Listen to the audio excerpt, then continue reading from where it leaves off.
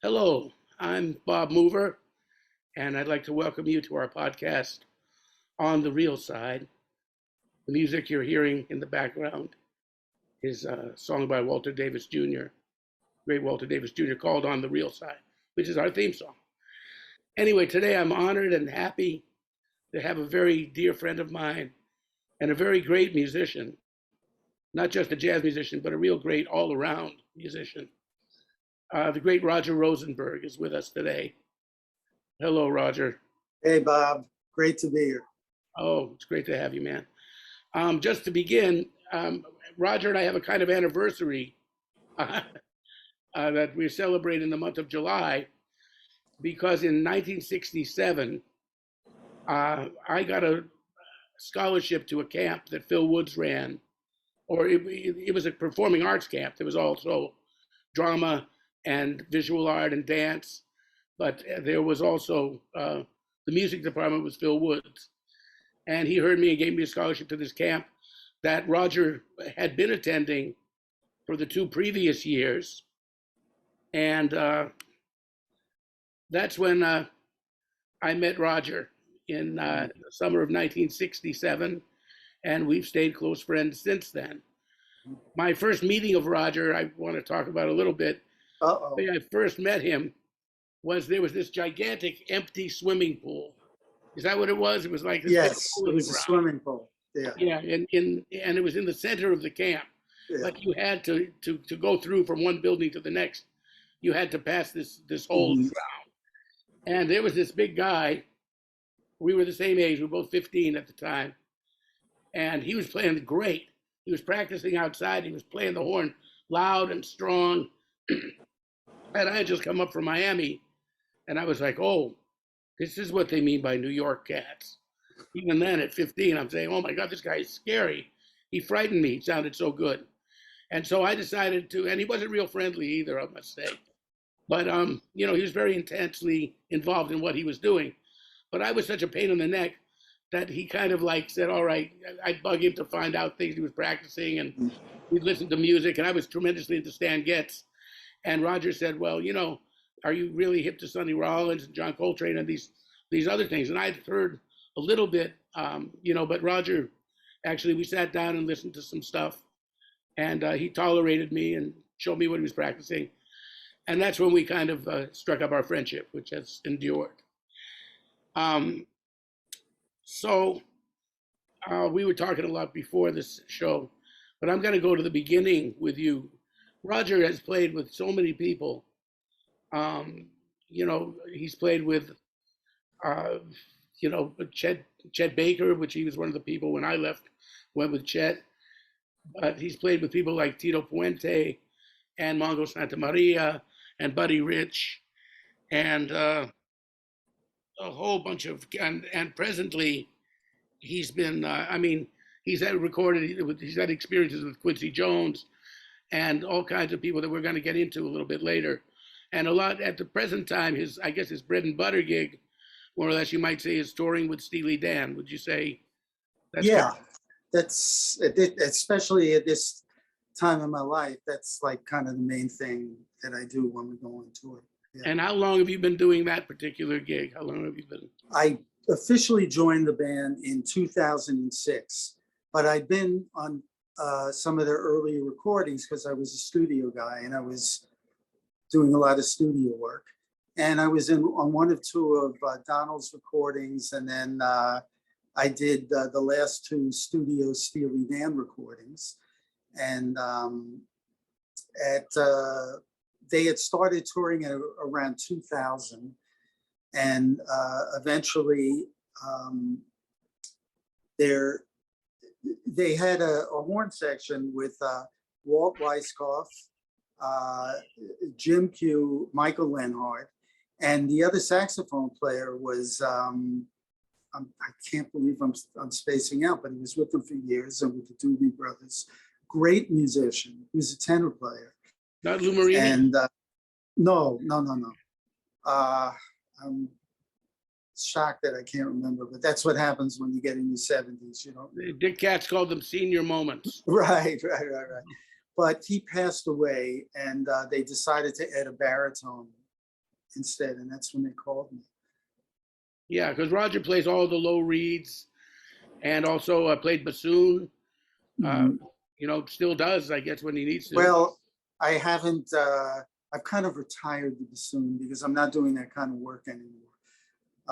Pretty much concentrating on baritone and bass clarinet and some soprano, which I always played a lot. And he's a wonderful jazz player, as we'll hear a little bit of him later, because I mean, that really has been his first love. But, I also have a lot of respect for Roger because he's actually been able to make a beautiful family life. Mhm. And, you have a wonderful wife, Yes, Belinda, who's, Benita, Benita, right? who's a wonderful pianist, right? Yes, she's a great classical pianist and teacher. Yeah, Yeah, and specializes in kind of teaching classical pianists how to yeah. relate to jazz. And Well, the she's jazz more. pianist kind of, what does she do a little bit? Well, she teaches mostly classical pianists, but she gets students from the new school who tend to be more jazz oriented, who want to get some lessons with a good classical pianist. Ah, And that's so that's what she's done in regards to that. well, you have some children. You've managed to have, in the middle of this insane music business, a Yeah, relatively quote normal life. yes, relatively. Relatively normal life with, you know. Yeah. So I wanted to start with, I know you grew up in. Did you grow up in Long Island or where? I grew up, well, most of, let's say Long Beach in Long Island. When I met you, that's where I was living. We moved there when I was in 6th grade. I lived in Manhattan until I was around 3 years old, and then to New Rochelle for a few years, and then we moved to Long Island. And that's What did your parents do? Was it a musical family or? well, my father was in the clothing business. My mother didn't work, but my father was in the clothing business. But when he was very young, like in his late teens, early 20s, his family had the clothing business. He actually went to work for Warner Brothers and in New York, and he used to go to all the different clubs on behalf of the artists that were singing their songs.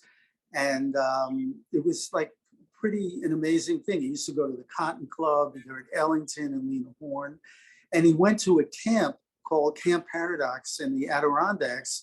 And one of his teachers there, his swimming instructor, was Richard Rodgers before he became famous. And then Rodgers and Hart, if you don't know, and Rodgers and Hammerstein.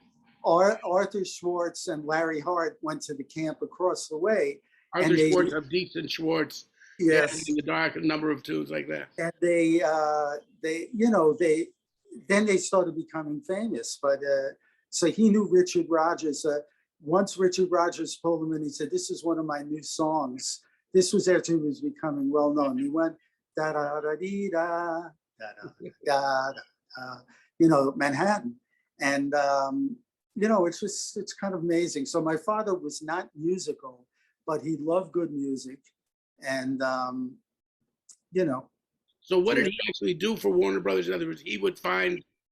He worked in the stockroom, and then they gave him, a better job, and he would visit the artists who were singing the songs, and that came out to their publishing company, and it's very interesting. So now, when you started playing, how old were you?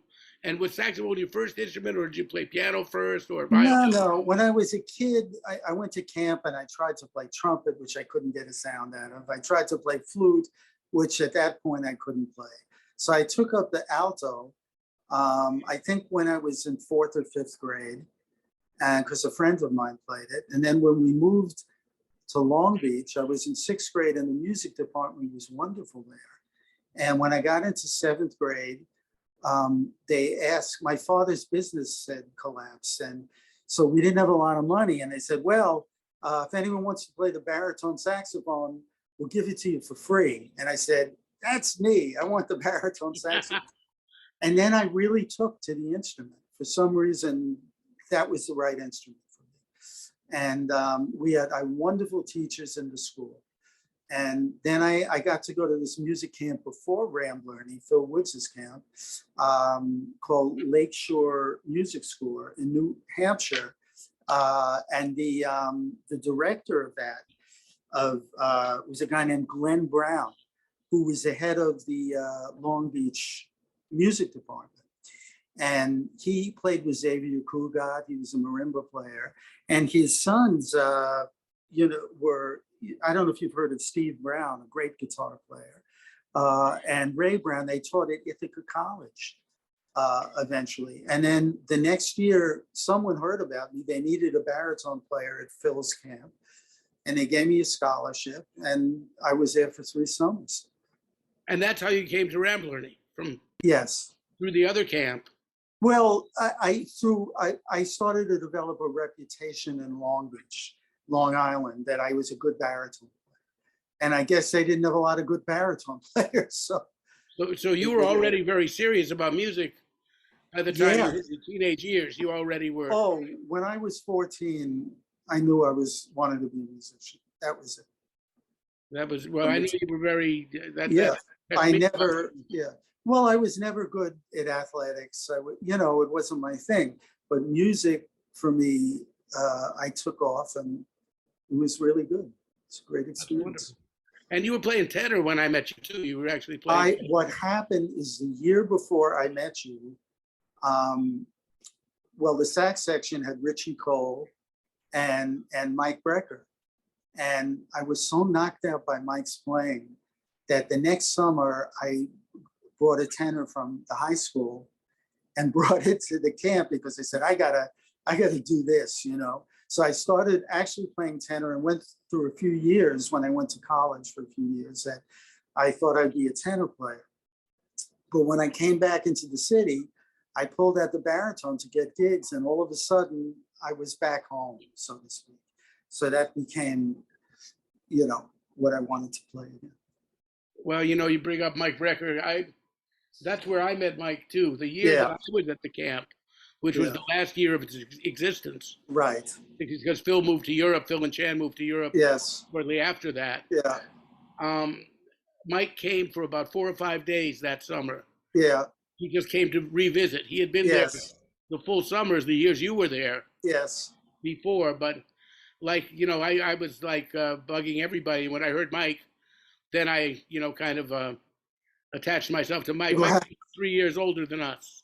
Yes, he was older. Yeah. He was just about 3 years older, I think. Was he that much older? I'm not sure.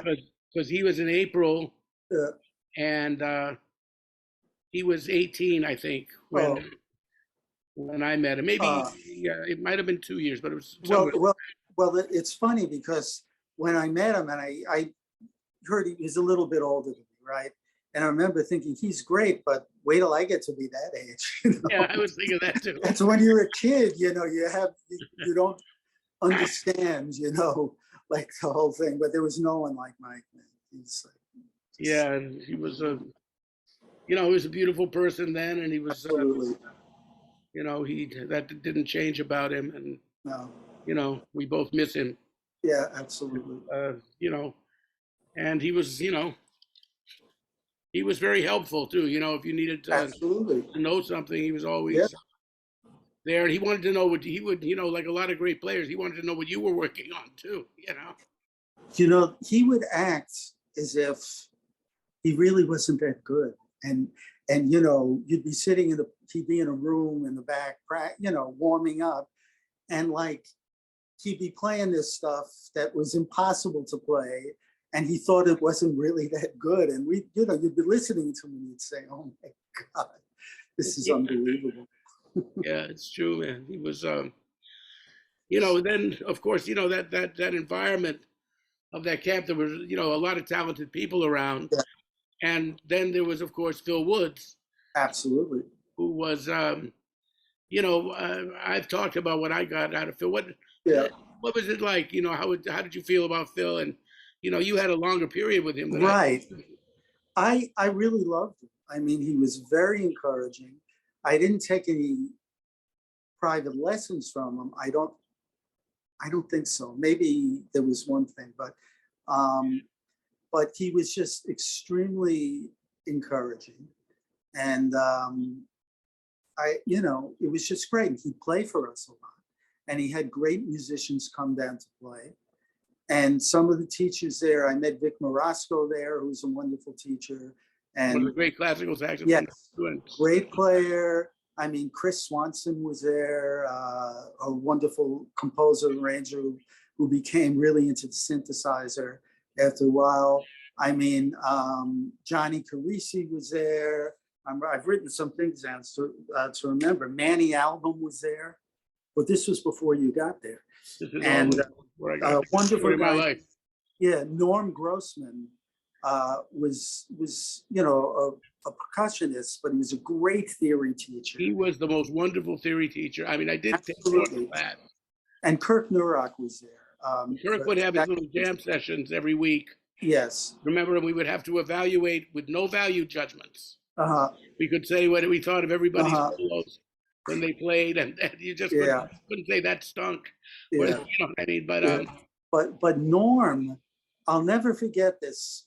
You know, he says, I'm teaching you this stuff and you might not understand it, but one day you'll be walking down the hall in school and you say, so that's what Norm meant. And he was absolutely, I mean, I learned so much about harmony and stuff when I was just a kid because of him and some of the other teachers later. But he gave me the greatest voice leading lesson.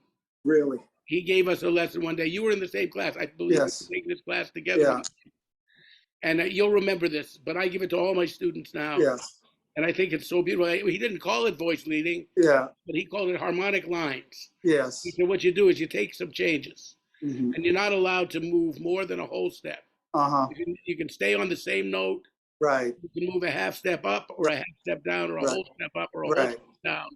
Yeah. And you want to take it through the changes. Right. So, you know, if you're playing the Bridge of I Got Rhythm, right. Let's say you're on a D7, right. You know, you might start on the 7th.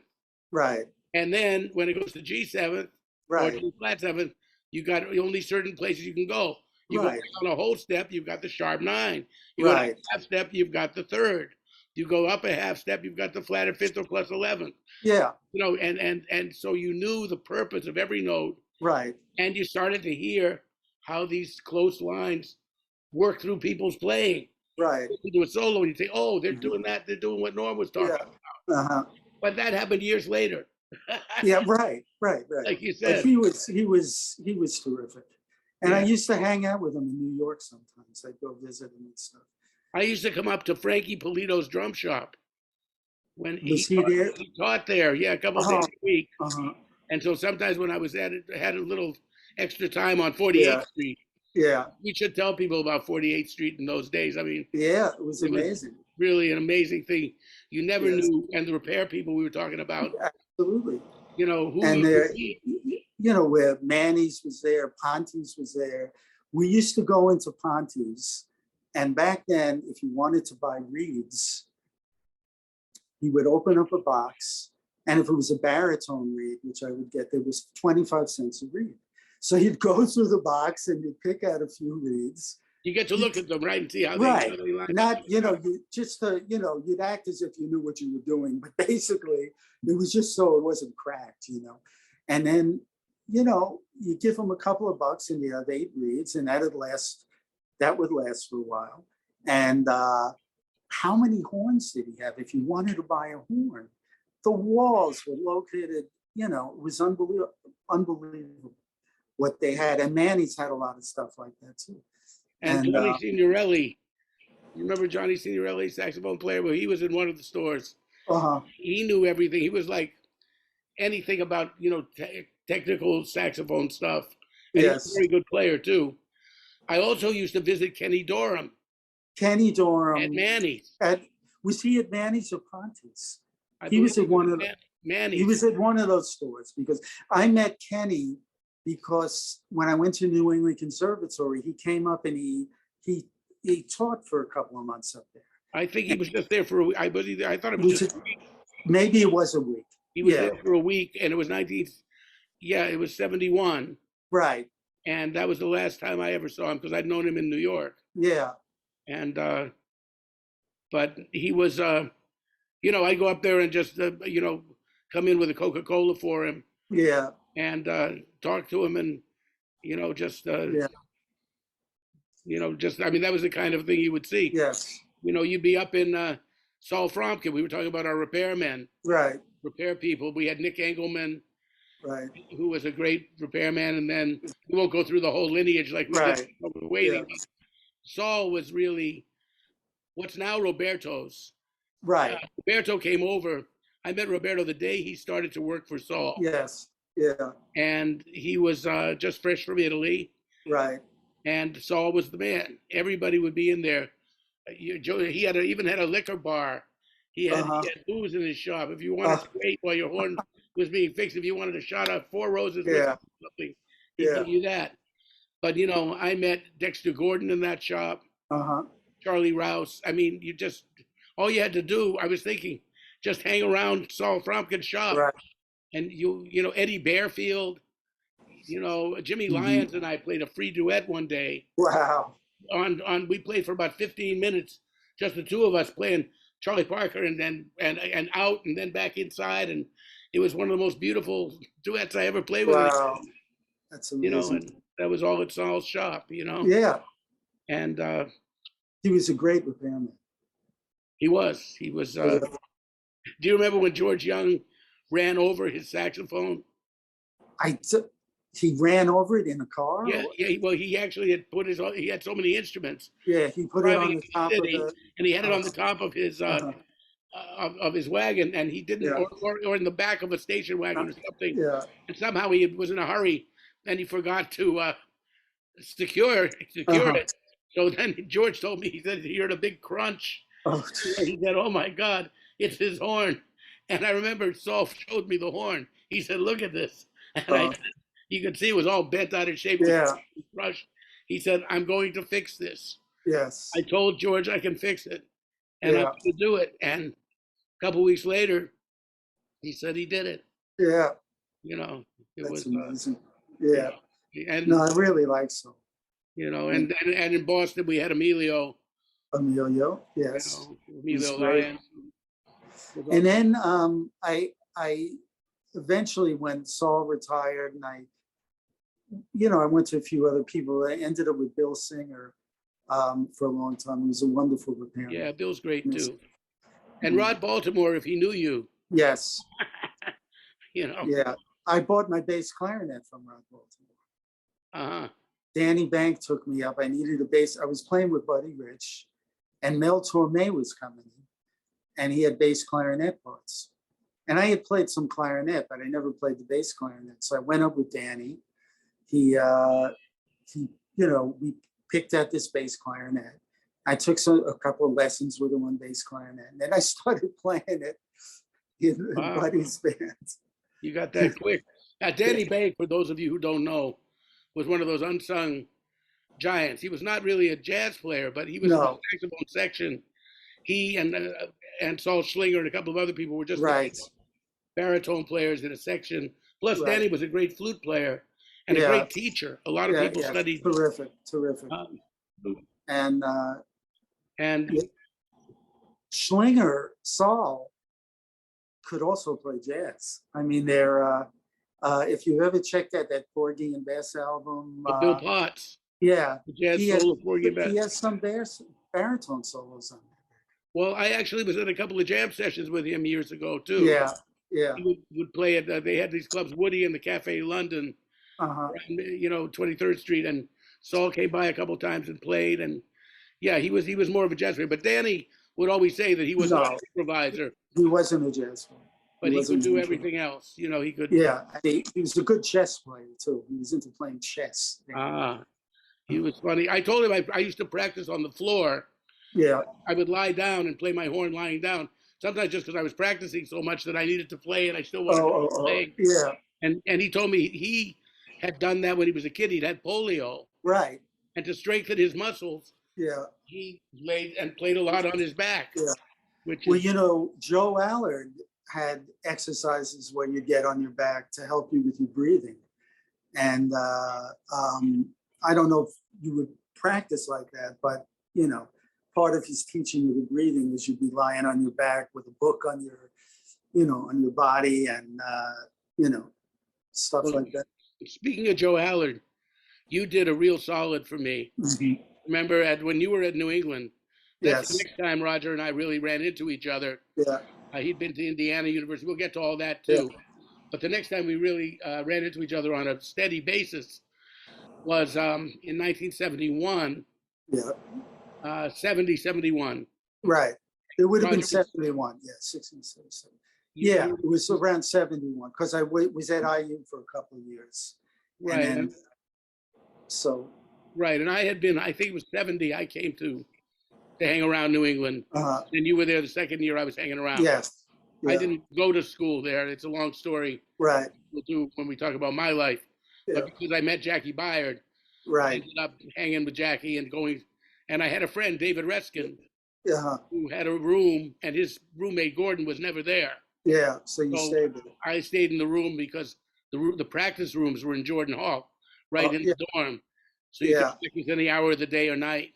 Yeah, you know that I actually took lessons with Jackie when I was in high school at his home.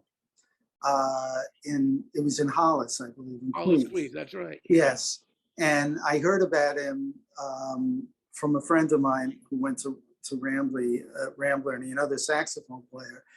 And I called him up, and I remember I signed up for 4 lessons, and you had to pay him in advance. It was $20 for 4 lessons back then. $20 a piece, or no? No, $20 for the whole 4. Yeah, each $5 a lesson. Unbelievable. That's and so I met him, and when I ended up going to New England, one of the reasons I went was because Jackie was there. And Joe was there. I knew some of the other teachers there. And I got in. I played for Gunther Schuller one day. Gunther was the president of the school at the time. And then Carl Atkins. Carl Atkins was ostensibly the head of the jazz. Right, yeah, and I played for him in his office. And they gave me a scholarship, and I started school. It already started. And, so then I ended up studying with Joe for a couple of years there. And I remember once you took a lesson with Joe, right? Because of you. Yes. What happened was the story as I because I remember I was hanging around in 1970 at New England. Yeah. I was so surprised because 71, I wasn't living in the dorm anymore, but I was living with Bob Fisher on Beacon Hill, but I was hanging out there. Yeah. And there you were. I said, wow, it's Roger. Yeah. And then you told me you were taking this course with George Russell. Yes. Lydian chromatic concept. Right. And that, you were really kind of grappling with it. Yeah. And you gave me a deal. You made a deal with me, sort of a deal, which I respected, which I was amazed you said this to me. Yeah. You said, Bob, I really respect your musical intellect. Yeah. Yeah. And I think if you could help me, tell me what you think of this George Russell stuff. Right. We could go through it together. And of course, I wanted to do that because I was curious about it too. Yeah. And it made about as much sense to me as it made to you, but we went through it together. And you said to thank me for my help with that. You gave me 2 of your lessons. I did, right? 2 of them. That's great. 2 lessons with Joe Allard. Yeah. And then Joe actually gave me some lessons for free after that. Yeah. Yeah. He just said, if you have any problems, with the horn or this and that, just come in and drop in and, The greatest saxophone teacher ever, as far as I'm concerned. Oh, yeah. It's fantastic. And Vic Morosco had been a student of his. Vic Morosco was a great teacher too, along with Joe Allard. Yeah, I took one life-changing lesson with Vic too. I couldn't afford him, but he was right. I yes. Got a lot. You know how Joe would go. Yeah. And he could sing that from the lowest note of the piano. Yeah. Remember that? Yeah. He would sing 4 octaves almost with that. Right. Unbelievable. And he would talk about the larynx. Right. That the whole idea, people say open your throat. Right. You say it's not your throat that's opening, it's your larynx. And that lesson totally turned me around. Thank you for that, because wow. I realized how I was not quite playing the saxophone right. And then he showed me that, So, Buddy Rich. Right. What's your history with? How long did you play with Buddy? Well, I was with Tito Puente's band. That was my first steady gig in New York. And I stayed with Tito for about 9 months, and we were working like 8, 9 gigs a week, and it didn't pay a lot. What year was this? It was, so when did I move into the city? It was the early 70s, like 72, 73, I think. And then, so I stayed with him for a while, and then I found out if I got unemployment, I'd make almost the same amount of money. And I loved playing with Tito, but it was exhausting. So I left the band. The guy agreed, Jimmy Fazora, the manager, and I was getting ready to start unemployment. And then Bob Mincer got called to join this new version of Buddy's band, and they were looking for a baritone player. And Bob had been with Tito, and he. So he recommended me, and they called me up. Lloyd Michaels was the guy back then, and I joined the band. And that was when Buddy opened his club. Lloyd, the flute player, right? No, he's a lead trumpet player. Oh, lead trumpet. Lloyd Michaels. And that's when I joined that band. And that's when he had his Buddy's place with the on. I remember there. I went to hear Super Sax and right on March. That was So a lot of the gigs were actually in New York. We weren't on the road that much. And eventually, Steve Marcus joined the band. First it was Frank Vicari, and he didn't want to do it. So Steve Marcus joined, and I knew Steve because I met him at Phil's camp, Ramblerny. And then he played, when I was in Boston, he used to play with Larry Coryell, and he would stay with me. Was Steve a student at Phil's camp as well? No, he came there as a soloist, as when they would have concerts from time to time. Right. And so Steve and I were friends, and he joined Buddy's band. And as great a musician as Steve was, he wasn't the greatest reader in the world. So I remember I took my book and his book, and we went to Colin Studios, and we practiced for a few hours to go over the music. And of course, Steve, then he knew it by heart. It didn't, he was that kind of guy. And he came back, and Steve ended up being with Buddy for years. But right.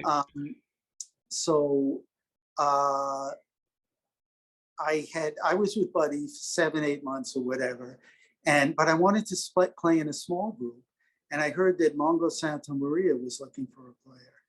So I called him up, and he gave me the job. So I stayed with Mongo for a couple of years then.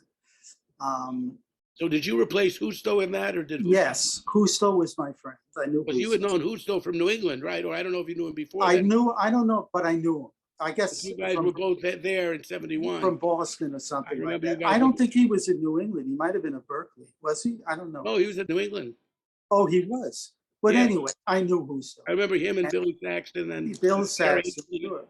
And they were all. Yeah. So then I joined Mongo's band, and I was there for a couple of years. And when I left him, at some point, I went to see you play with Chet Baker.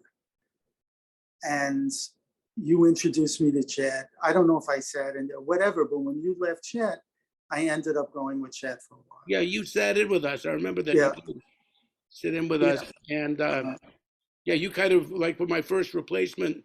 Yes. It was you and Sal Nistico. Uh-huh. Those were the cats that you had replaced me. The other thing is, did you work with Sal on Tito's band at all? He might have subbed occasionally, but I knew Sal. I don't know. I had met him when I was in college or something like that. I remember visiting him in New York or something.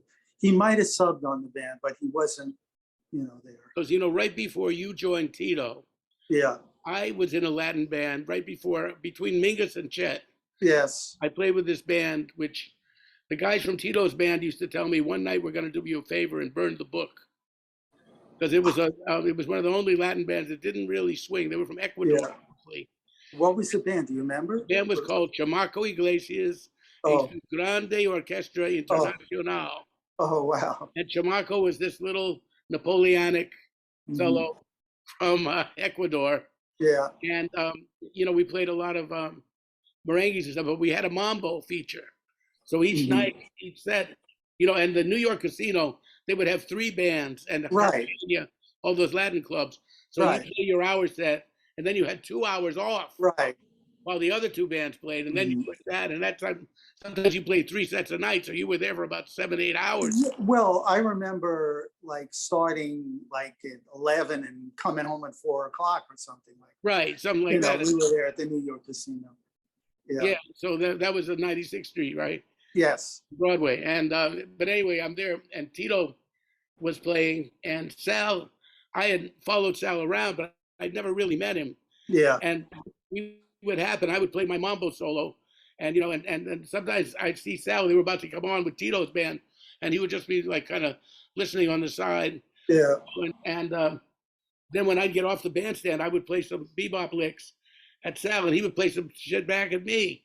And so we kept doing that. And then one night we were at the bar together because the 3rd band was on. Yeah. And then we became friends. Also, Don Palmer, the alto player, did you get on the band at all? No. When I joined the band, it was Bill Saxton, Renee McLean, and me, and Dick Meza would play quite often. He was a guy who'd been with Tito for years, playing the lead alto chair. And so when Renee would take off, Dick would come back, and he was a great Latin flute player. It was amazing, So that was basically the sax section. And that when I joined. Yeah. But I remember I sat in with Tito's band a couple of times. It was great.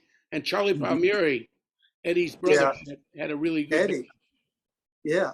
But Charlie was a piano player too, and he would yes. And I played with him a little bit, but I played with Eddie a bunch too. I played because when Ronnie, I would sub for Ronnie Cuber on things when Ronnie couldn't do it, and he was playing with Eddie.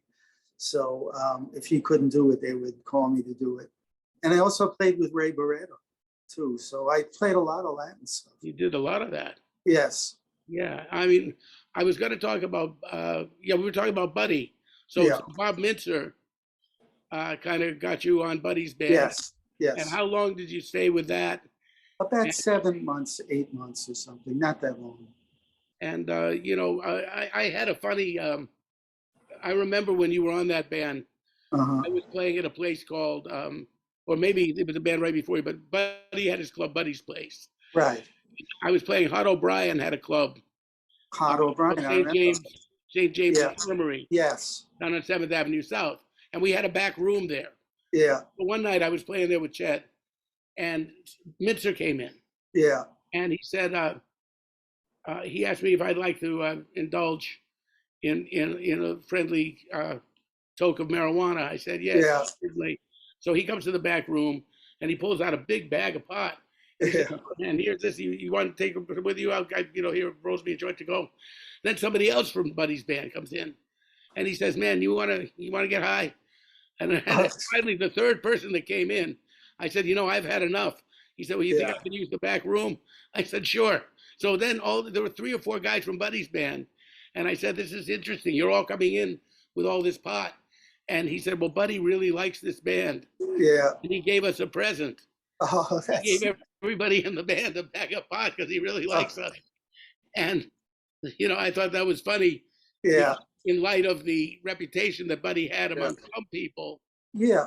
Well, I always got along with him well. As a matter of fact, there was, they did an arrangement of Round Midnight featuring me on baritone.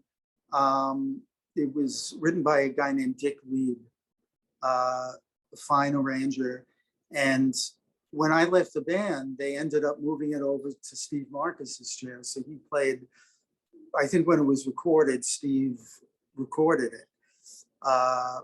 But I enjoyed, I got some solo space in that band, and it was, it was a good experience. But at that time, I still wanted to play with small groups, because I wanted to be playing a lot of jazz and stuff like that, Yeah, I was like Steve, I was not a great sight reader.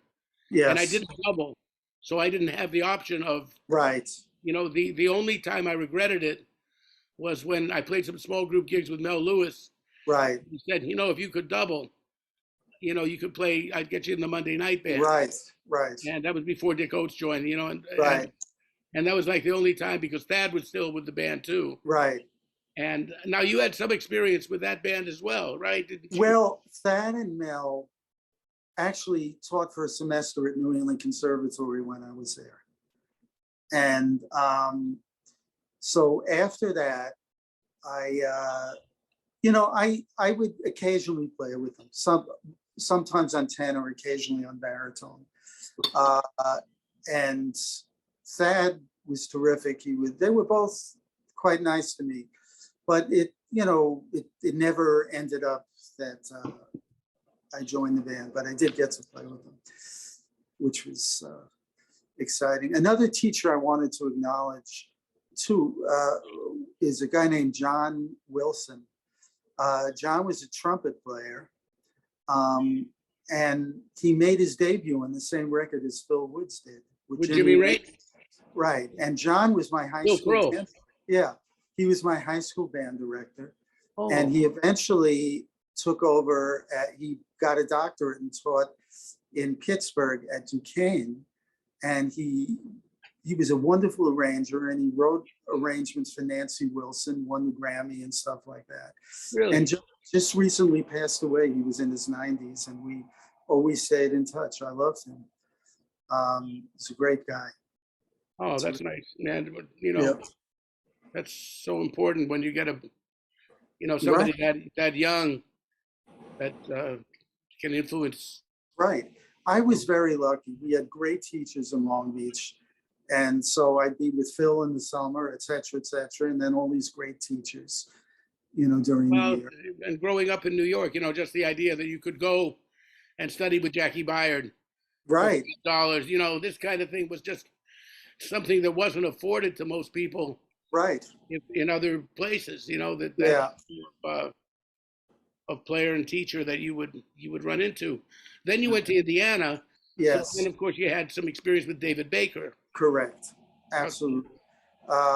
He was the jazz teacher there. I also studied for a year with Eugene Rousseau. Yeah. And Dave, I still today, he was a wonderful teacher. I still today use things that he taught me. He simplified a lot of things vis-a-vis 2-5-1s and stuff like that. And, 60 years later, I'm still like, using that stuff in my playing. It's like amazing. Well, I only had one experience with David, which was really fun. I saw a guy in Sweet Basil, and I saw this shiny, bald, black head. Yes. And it was just the afternoon. I was just there having a little. Oh, I think you told me this, yeah. Yeah, and then I saw him, and then we started to talk. And I said, I had known Jerry Coker quite well in Miami. Yeah. And David had heard of me. Right. We had, so I said, I just live around the corner, and he had cello with him. So we went up to my place and we played this free music. Oh, wow. The alto and the cello. That's nice. He taped it. I don't know whatever happened to it, but he had a little tape recorder with him, and one of the students was with him. So the three of us had gone up to my place, out and made these duets. And it was one of those Zen experiences in life. I never saw him again. Yeah. All the time in there. But when you talk about that basic knowledge, having known Jerry Coker, who was somebody when I was in my early teens, Jerry took over the University of Miami and came to me. And, I still think his first book, Improvising Jazz, that little black. The great book. I have the book. It has just about everything. If you really need one book about improvising, that's, to me, the most concise method, when I approach things now, there are all these names for these different scales and stuff.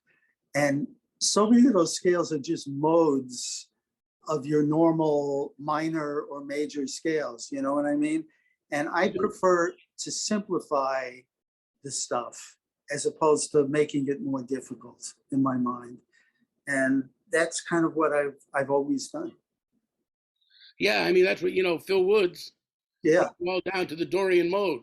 Right. And Barry Harris talked basically the Mixolydian. Right. Mixolydian with a neighbor node. Right. That was too confusing for me. But Right. anyway, just the idea, there are diatonic notes and there are chromatic notes. Right. And chromatics are either neighbor notes or passing tones. Hmm. And there are two twin keys. That's how I think of it. You've got keys a flat and fifth away from each other. Yeah. And they're like twins. Uh-huh. They both have, because the third of the dominant of the 5/7 chord of Right. one, seventh of the other. Right. Just because of this, we won't get into complicated Right. theoretical discussion, but it's the same thing. So essentially, that's what Jerry Coker and David Baker Right. were teaching. Yeah. But when you start to, I guess there's a certain benefit of understanding that whole George Russell thing, what the Lydian, Right. the Lydian augmented scale is. One night I was trapped with Art Farmer. We were playing together in Europe, and we were in Belgium, and the band before us was going on a long time. They were the local heroes. Right. Right. So I was backstage with Art with an hour to kill, because or 45 minutes anyway. Right. So I was talking to Art about everything, about Clifford Brown and about Yeah. and we'd played a bit together, so he was kind of open with me at this point. Yeah. We started talking about George Russell, and I said, well, what did you get from, I know you did a lot with George. Yeah. Did you talk to him, music with him, and what did you get? He said, well, some of it was kind of confusing. He said, because I'm a major minor scale kind of guy. Yeah. He said, but I like that one scale, that Lydian augmented scale. And how did they spell it? What are the notes in there? Yeah, in other words, if you called it, it would be Start on F. It would be the G seventh scale, but it would be starting from the from the third, I believe it was something like that. So you would say you'd have B, C sharp or D flat, Yes. flat, F, G natural, A flat, B flat, and B. Yeah. And the melodic minor scale, isn't it? I said that's hard. I said, so isn't that a melodic minor scale? Starting on the third. And I don't know if he was putting me on or not, but he looked at me and he said, "Damn, you're right." That's what I mean. To me, I'm just gonna, I don't know if this is a place to do it, but when I think, if you think of, let's say E minor 7 flat 5 to A7 with a flat 13 to D minor 7 to D minor, it's basically 3 different melodic minor scales, right? Well, it can be. It can, if you use the natural ninth, you got the G minor. Right, with an melodic minor. Yeah. And then I just think of going up the B flat melodic minor, and then to the D melodic minor. So you could think of it like that. Right, that's how I do think of it. I think of it. See, we've never even talked about it, and that's the way I've thought about it for years. Yeah, you've got the E minor 7 flat 5 equals G minor major 7. G melodic minor if you use the F sharp, which I do. Right. Though I had a big discussion with a Barry Harris disciple. Yes. Who said that the F sharp is not acceptable over that. Well, it depends how long the chord is there for. Yeah, but I'm just saying, Bill Evans might disagree with you about that. Right. Love those minor 7 flat 5s with the natural ninth in them, Yeah. But yeah, that's what I mean. You can just put it down to 3 melodic minor scales. Right. And that is basically the way I think of it too.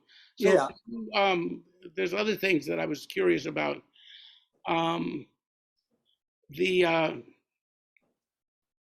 Some other people that you kind of, like you played with David Lahm. David, 2 people I played with for years, with David Lahm and the singer Janet Lawson.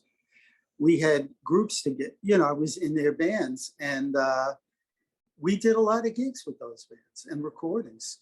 I did some stuff with them in the 70s too. I did mental institutions. With David? With David. He got a grant to do mental institutions. That's great. So, yeah.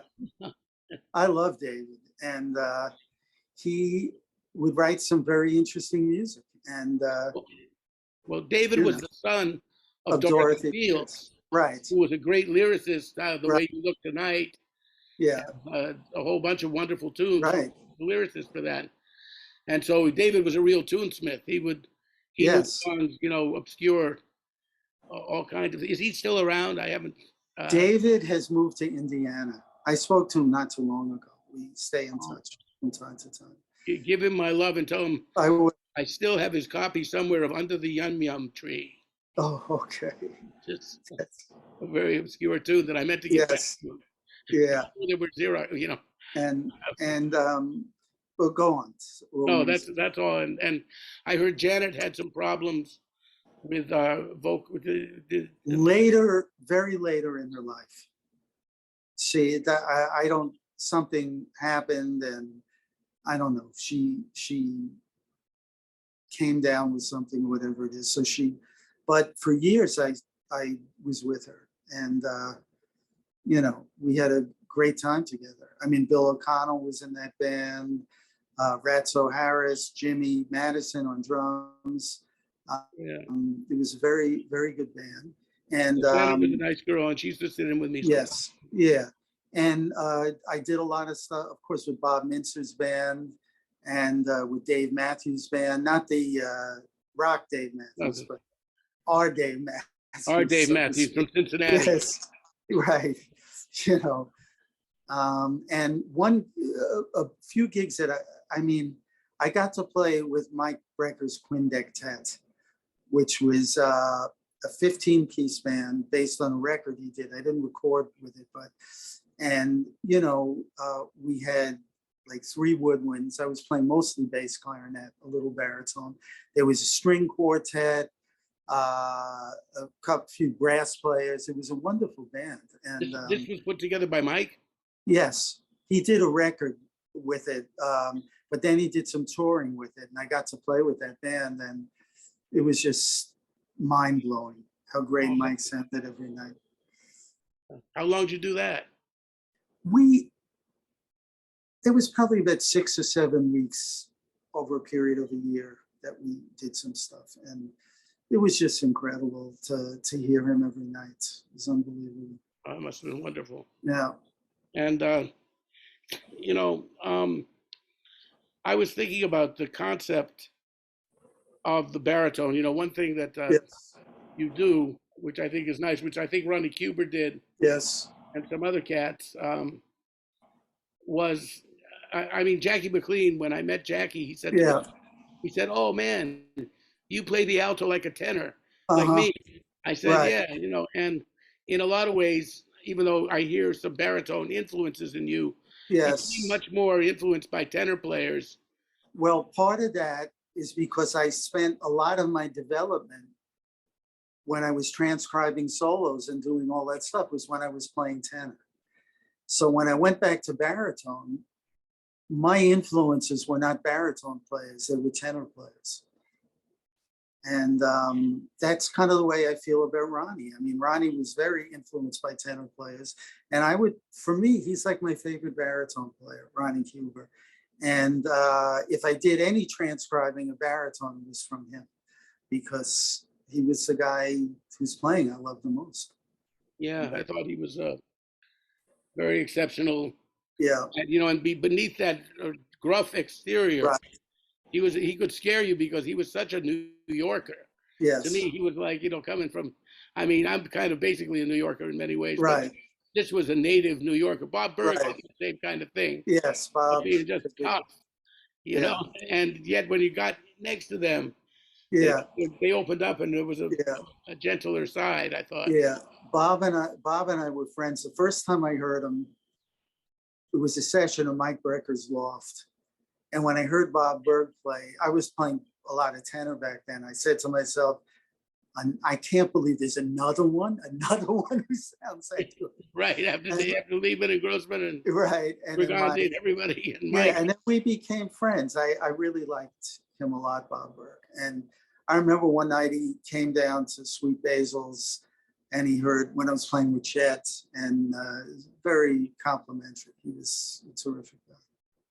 Yeah, Bob was a very special guy. He took no prisoners, and no. There was but I mean, what he had great command of the music and the Fabulous. instruments and everything. You know, he was a special guy, and Yes, also, you know, tragic loss for all of absolutely. us. But Absolutely. you know, Ronnie too. Ronnie was one of the only guys that I ever played with that one night sent me home with my tail between my legs, practically in tears. He Uh-huh. beat me up so bad on Donna Lee one night. I felt like I'd gone in the ring with Mike Tyson. He was just, Right. I mean, some nights I'd hold my own. We had a little bit of a rivalry with Right. each other. Yeah. And most nights I'd manage to at least feel that I came out like not being stepped on. But Right. night, Right. Tom Harrell was there, and I sat in with them, and they'd been playing a couple sets already. Yeah. And I got on the bandstand, and Ronnie goes, Donnelly, 1, 2, 1, 2, 3, 4, 8. And I wasn't quite ready at the moment, and boy, did he trounced me that night. But you know, there were now other baritone players. I was just wondering, like somebody, I'm sure you've listened to everybody that ever Yeah. played it, people like Serge Shaloff and Cecil Right. Day, like that. Well, Pepper, you know, I mean, yeah, I love Pepper. I love Harry Carney. And it's funny, the first time I heard Harry Carney was on a record, it was an Ellington record, and Gerry Mulligan was my first baritone influence. And they did a tune together called Prima Bara Double or something. And so the first time I heard Harry Carney, it sounded funny to me because it was so different from what I expected. But I feel he's a big influence on me, although it's not that I copied him at all, but there's something when I listen to him about the way he put the air in the baritone, the way it rang and filled up. And that has always been an influence on me in terms of tone production and stuff like that. Well, I used to go with my friend Brooks Kerr, who was very close to the whole Ellington band. Right. When they had that small big band of Dukes at the Rainbow Grill, Brooks had a steady table there. Oh, really? Wow. Yeah, so sometimes we'd be down there. He was there the whole summer in 1968. And I'd catch at least 3 or 4 sets a week. Wow. And get to stand near the bandstand. Yes. Right next to Harry Carney and Johnny Hodges. I'd hear all this. And amazing. To hear those guys live, you know, the music is a little different. That's the other thing about growing up in New York, too. You get to hear a lot of things live. Right. Yes. And, you know, Hal Galper and I were talking about that a couple of weeks ago, that live music still sounds different. Yeah. Yes. Well, I remember going to see Jackie McLean play down at Slugs, and it was fantastic. I mean, you know, whenever I would, you know, go and see the people. The first time I heard Thad Jones' Mel Lewis band, I had met Jerome Richardson at Phil's camp. And I was in the city or something with a friend of mine from there, and we ran into him someplace, and he invited us down. And it was just, you know, when you're a kid, everything is pretty amazing. But that band was amazing. And hearing that was like nothing I could even believe. I mean, you know, my dad used to take me every Monday in 1968 when we both lived in the city. To see Thad. We went every Monday to hear Thad and Mel. Yes. And, you know, the saxophone section would be like, you know, Jerome Richardson and Dodgen and Pepper, and then Eddie and Joe Farrell. Right. That's the band that I heard. And I actually took lessons with Eddie when I was a boy. I was so knocked out by him that I took some lessons with Eddie, and later we worked together a lot when he was in New York and stuff. We were in Don Sebesky's band together. Eddie is an amazing musician. Yeah, I talked to Eddie last week. I know you. Just an amazing musician. You know, in fact, you were the one who turned me on to that record, First Prize, when we were at Phil's camp at Rambler. What an amazing record. You had that. We used to listen to that record together. And you know how you said earlier, when you're like, you know, 15, and even though the guy's only a few years older, Eddie was 10 years older than us. Yes. But to me, we both used to say, you and I would say, that's where we got to get to. Yeah. And we're, you know, in 10 years, that's where we're Yeah, going to be. And yeah, we can't settle for less, you know, yeah, and you were very determined, and I picked up that from you. So, yeah, yeah. He amazing player, amazing and musician. so I just for a minute, like Steely Dan, this has been a, steady gig for a Yes, while, as we talked about. How did that gig come about? And, what's it like? Those guys, I mean, one of my favorite pop records is Asia. I right. don't know everything that Steely Dan did, but Yeah, that was one record that I listened to yes, many times. yeah. And just tell us a little bit about that experience of Steely Dan. Well, it's Right. first of all, Donald and Walter um, love jazz, so they want jazz musicians in the band. Well, they produced a Warren Marsh I know. record, Yes, so you've got to love jazz to produce those cats. yes, and Walter produced one of my CDs, and he's just, what can I say? We spent a lot of time together.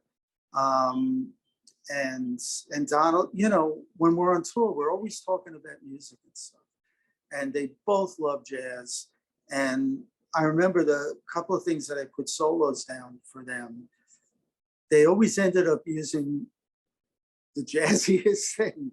You'd start doing a take, and it would be one thing, and you'd be kind of trying to be more pop oriented, but you would lay down a bunch of different takes, and they'd always go with the thing that was the thing you didn't think they would go with, because it was like, much more jazz oriented than pop oriented, and being with that band has just been a highlight of my life. I mean, Well, that's great. Playing with those great musicians. Yeah, and their support, the fact that Donald and Fagan Yeah. and Dexter felt that way Yes.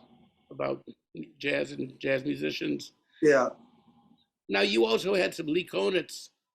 Yes. You played in that Nonette sometimes. Yes, I did. I played in it for a while, and that was a wonderful experience. I mean, Lee is. We've talked about this, but when I think of, to me, Lee and Sonny Rollins, there's something about the inspiration that they play with. It's like they'll be playing and they always sound good, but then all of a sudden they take off, and it's like something from God like goes into them, and what's playing is just absolutely amazing. And that's the way Lee would be. And I love playing with that band, and I played with it for quite a while. And then I think he moved to Europe, and then the whole thing. But just amazing musician, amazing. Yeah, you were playing with him largely during the period when I left New York for several years. Right. Yeah. Yeah.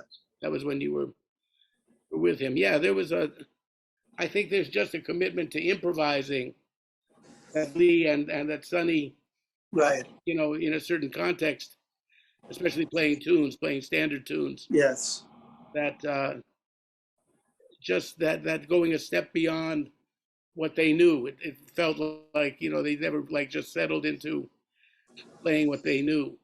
Yeah.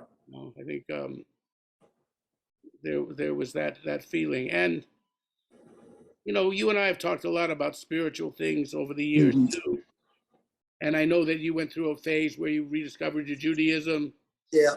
And I think we both have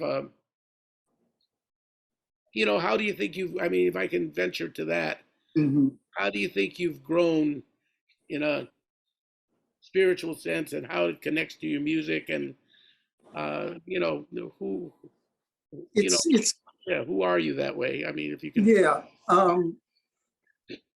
I used to be a lot more involved in it. I went through different periods. I was very interested in the philosopher Gurdjieff for a long time. And then I got more involved with Judaism for a period of time. And I'm kind of like sort of not into either areas right now, but I was for quite a long time, and I found it like very inspirational and stuff. And you feel a connection to something larger than yourself when you Yes, that I do. Well, I don't think about it when I play, but I do feel a connection like that, in life. to something larger. I just don't necessarily feel that you have to follow the particular rules of a particular religion to come into contact with that. Yeah, I've found that too. The idea of the religious and the spiritual, sometimes they coincide. Right, and sometimes they don't necessarily coincide. Sometimes they don't. Mhm. So I think this would be a nice moment Mhm. to listen to a little bit of your music. Okay. He made Roger Rosenberg has made several records of his own, Mhm. and let me see if Jessy is there. We were going to play an excerpt Right. from your version of Old Devil Moon, Yes. which at the beginning you're going to be. I was very delightfully surprised by some of these double stops Yeah. and a triple stop. Even I heard in there maybe Uh-huh. which is playing more than one note at a time. Uh-huh. And in this transcription, there is in this solo there is actually a transcription here, Yes. transcribed by a fellow named Jordan Lerner. Who took some lessons with me. He went up.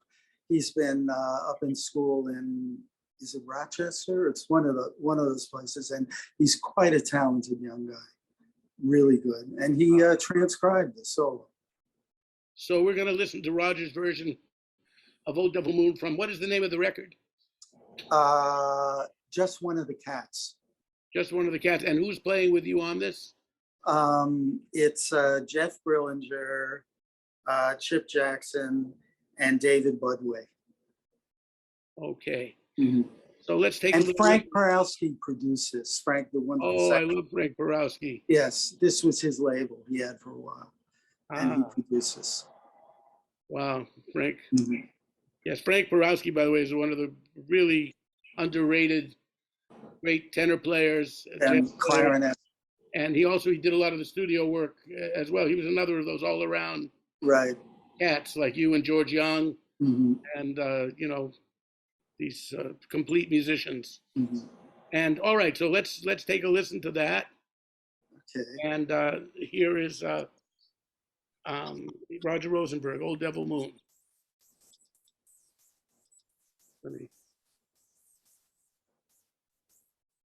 Are we hearing it?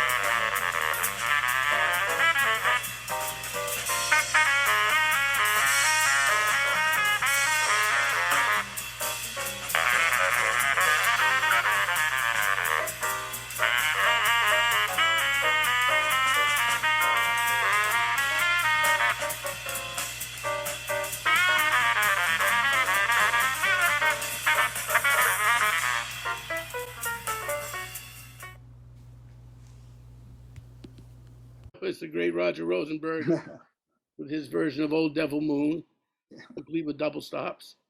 And we used to play that with Chet when I was with Chet.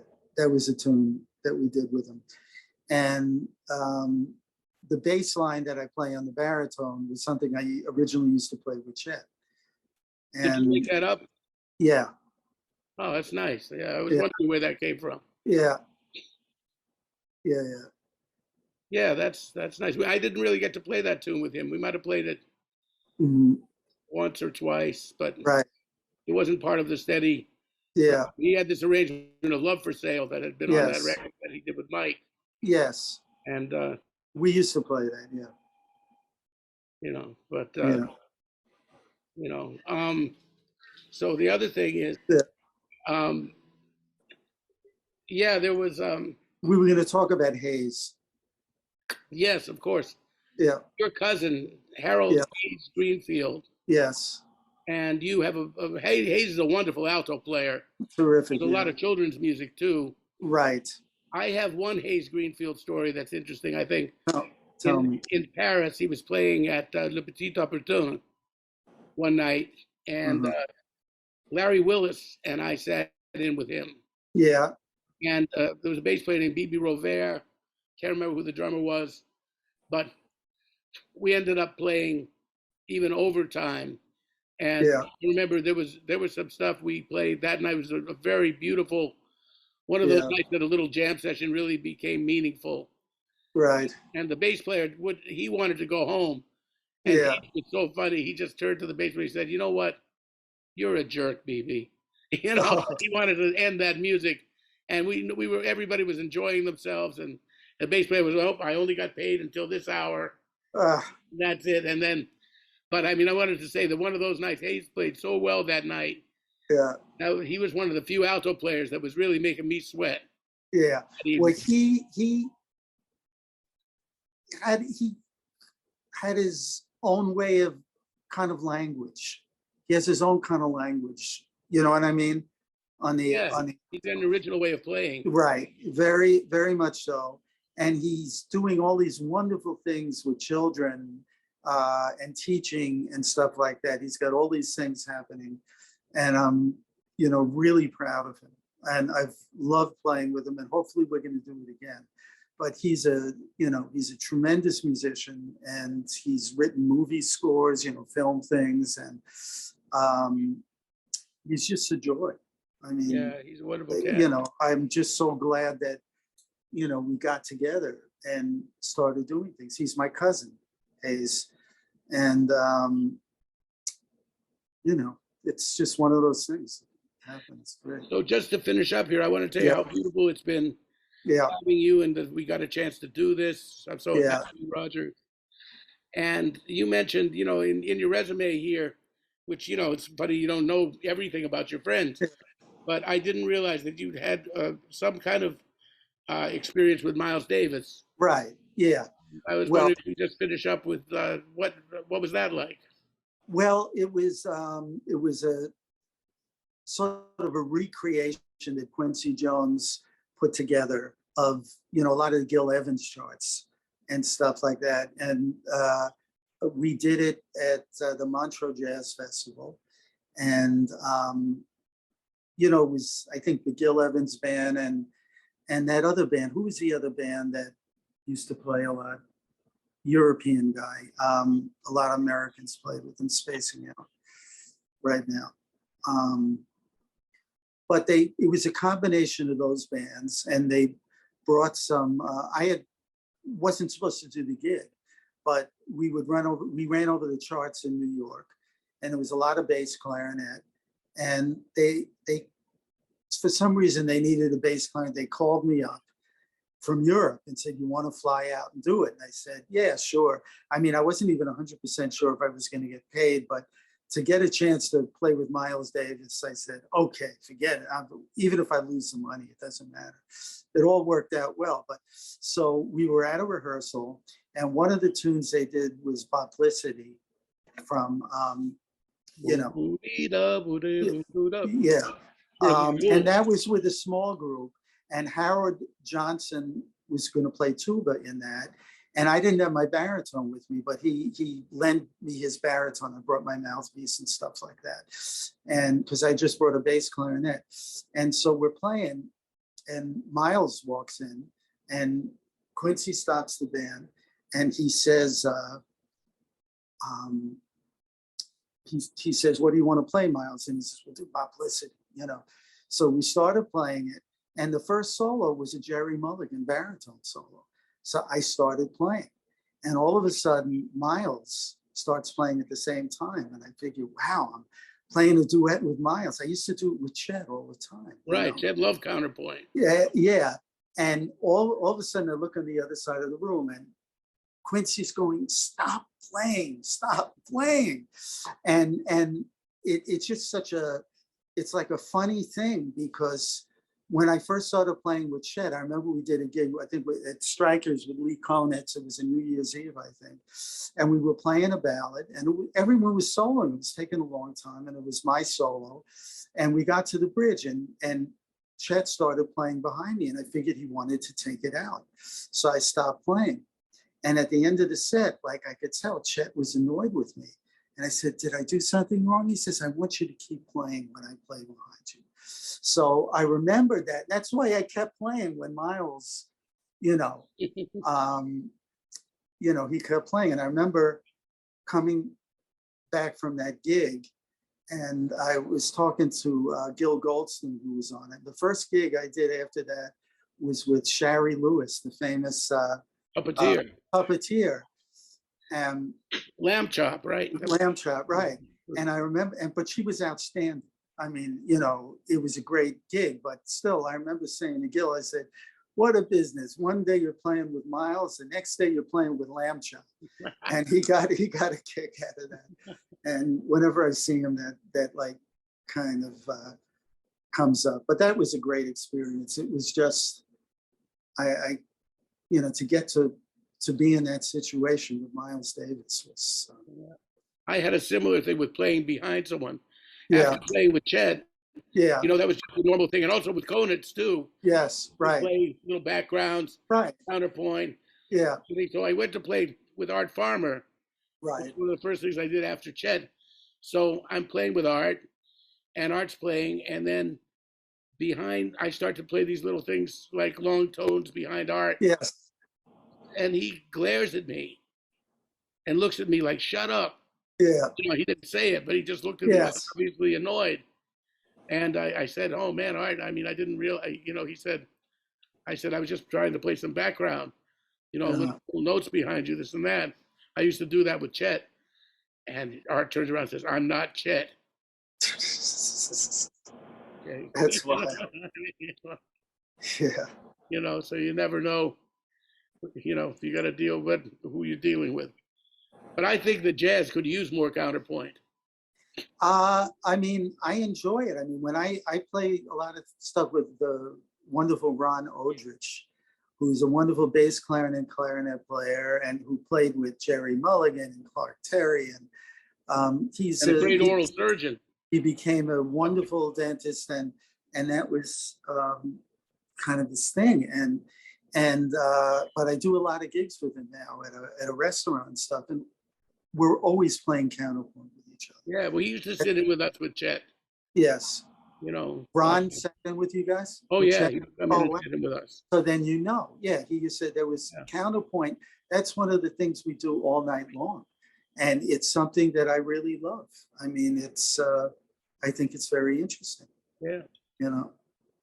Well, anyway, it's been great. I've had a wonderful time talking to you, Rod. Me too. It's, I love you, man. You're a wonderful musician, and, we're senior citizens now, man. We are. When we were kids, and now we're senior citizens. Yeah, well, it's all in the mind. Right. Until your body starts failing you. Right. But we do discuss those things too, but we're not going to go there. No. Anyway, I wish you many more years of health and happiness, great music. Yeah. And I'd like to thank everybody for tuning in, and I hope you all enjoyed watching On the Real Side. And we'll be back. We have some other interviews coming up. I'm not sure who's next Thursday. We got somebody, Dave Liebman's going to be with us on the 20th. Wonderful. And a lot of great people are going there. I'd like to thank Jessy Kaiser for all of her assistance in helping me put this together and getting the thing up and running. And certainly do appreciate that. Once again, thank you, Roger. And I guess that's it. We'll see you next time on The Real Side. Thanks.